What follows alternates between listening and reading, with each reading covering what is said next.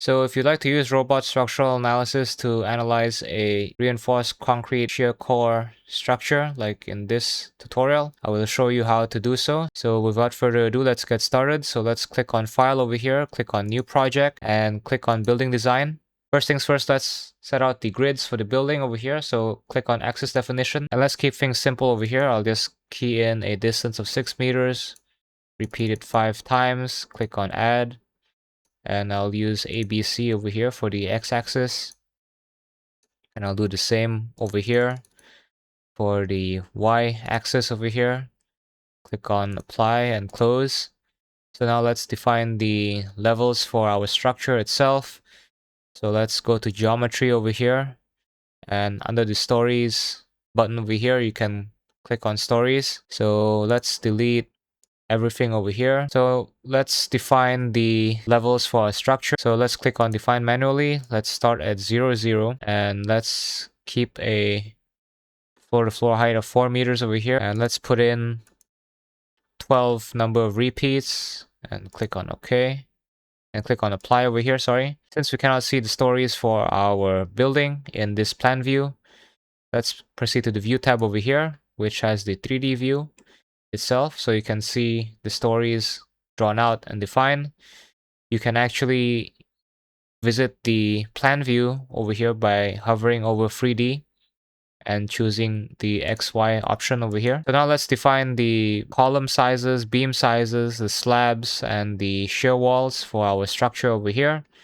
So let's go to the member sections, and since there are many different column sizes or beam sizes over here, let's just delete the ones that are not being used. So you can select each one and delete like so, or you can quickly click on this scissor button over here to delete everything that's not used. To define a new section, click on the new section definition button over here, and let's choose an RC column over here and use a C40 grade concrete. Let's just stick to the basic square column over here, and let's try out a size that's 600 by 600 millimeters, which is about 24 by 24 inches, and click on add over here. Let's define the RC beam. Let's assume a 1/12 span depth ratio. So let's key in 300 by 600 millimeters or 12 by 24 inches, and drop the grade to C35 for the beams. Click on add and close, and close once more. Let's define the slab itself and the shear wall. To do so, click on the thickness button over here, and I will define a new thickness definition. I will call it a 150 millimeter slab, and I'll choose C35 just as the beam. Click on add, and I will define the shear wall, which is 8 inches thick. So I'll key in 200 millimeters over here. So before I click on add, I'll choose a C40 grade concrete, just like the columns over here. Click on close. Back to the plan view. Let's draw in the shear core. So let's find the middle of the building. So for this tutorial, let's keep it simple by making it symmetrical. So let's click on the walls button over here. Make sure that we're using the 200 millimeter thick shear wall. Key in a height of 4 meters over here, and click on beginning before you begin modeling, and left click on the grid intersection like so.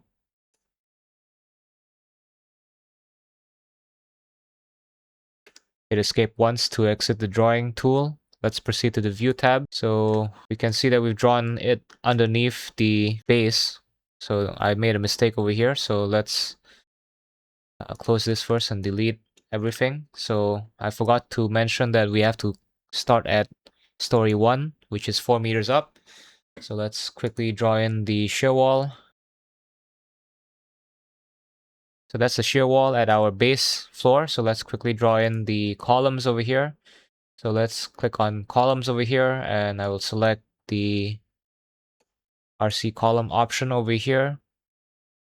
And again, make sure the height is 4 meters, and just select the grid intersections, and let's select all the columns here. Go to edit, and let us go to the edit button over here. Click on move copy. Make sure we're using copy, and select it like so. So that's the fast way of drawing in the columns. Now let's proceed with drawing in the beams. So let's click on the beams button over here that's above the columns and select on RC beam. I will draw it in from column to column like so. And then I will begin copying them out. Right, let's select the beams first. Go to edit once more and move copy. Let's copy it from this corner here out. Let's copy it, number of repetitions. So 1, 2, 3, 4, 5.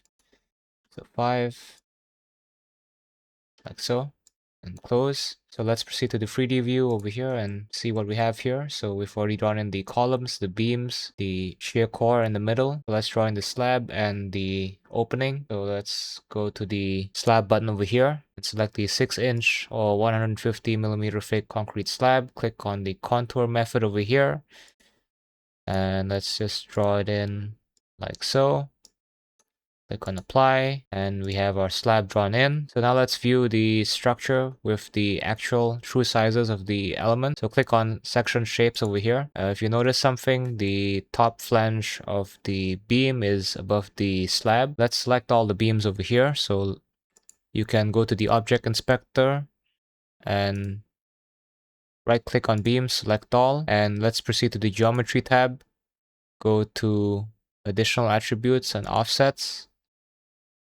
Make sure to choose the upper flange and click on apply and then close. So now let's draw in the opening for our shear core over here. So let's go to the plan view and click on the openings button over here. So I typically use the contour option over here and click on the button with the 3 dots over here. And I'll just draw in a square here and click on apply and click on close. So we've already modeled in one story.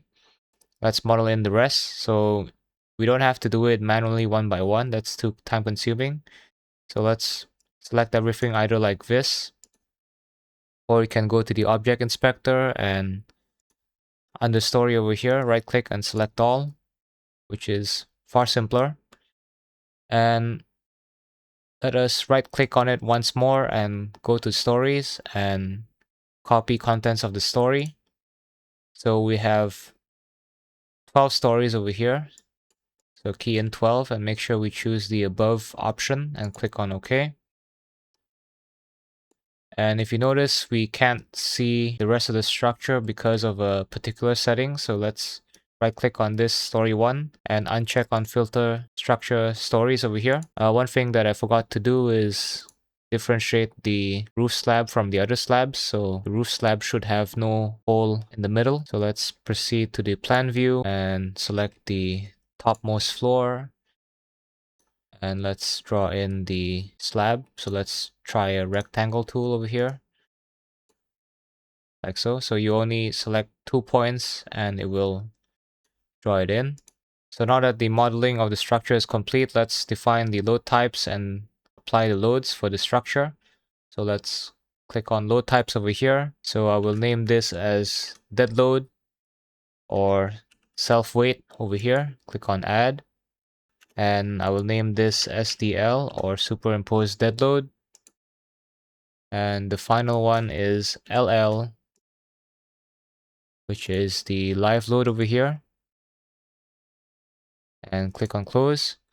So let's right click anywhere over here, click on tables and click on the loads over here. So we don't have any load cases defined. So let's go back to the view tab over here and select the load definition over here. Let's define the self-weight mass and select the self-weight PZ for the whole structure and apply. Going back to the loads table over here, we made a mistake, so I should have chosen SW instead of live load. So let's delete this. back to view, make sure to choose the right load case and select PZ once more and apply. And we have the self weight already calculated by robot. So now let's define the loads for the superimposed dead load. So let's go to surface over here and choose uniform planar load over here. So let's key in, let's say 5 kilonewton per square meter. Click on add. So let's quickly select all the slabs by clicking on member selection over here. And instead of using member, choose panel and select slab 150 millimeters over here and apply to the slab like so. Let's move on to the live load. Let's assume it's the same 5 kPa load, and there we go. We've already defined the loads for the structure. So now that we've already defined the load types and the load definitions, let's make a simple load combination. So go to loads over here. You can click on manual combinations. I'll just define the serviceability limit state first and click on OK. So for SLS, let's put in all 3 over here like so and apply. And let's click on new once more over here. For ULS, let's select all of them except combination 1 and apply and close. So now let's proceed with the analysis of the structure. So let's click on calculations, and robot will perform the calculations for our structure. You might have an isolated node in some cases, and you can just click on yes to continue. And we do have 2 warnings here. Isolated nodes have been found. So let's zoom in. Okay, so let's select the nodes and begin deleting them. Doesn't seem that we have any anymore. So let's just perform the calculations once more. And no issues whatsoever. So let's proceed to the results tab over here. You can see the diagrams for members over here. So you can check FZ over here or check FY. It's useful to turn on the local axis directions for the structure itself, and you can see that the arrow pointing up is the blue arrow, so Fx should be the vertical axial load. You can double click on the column over here. If you go to NTM, click on Fx, you can see the axial load of the column itself, and you can check along its length. You can check Fy over here and Fz.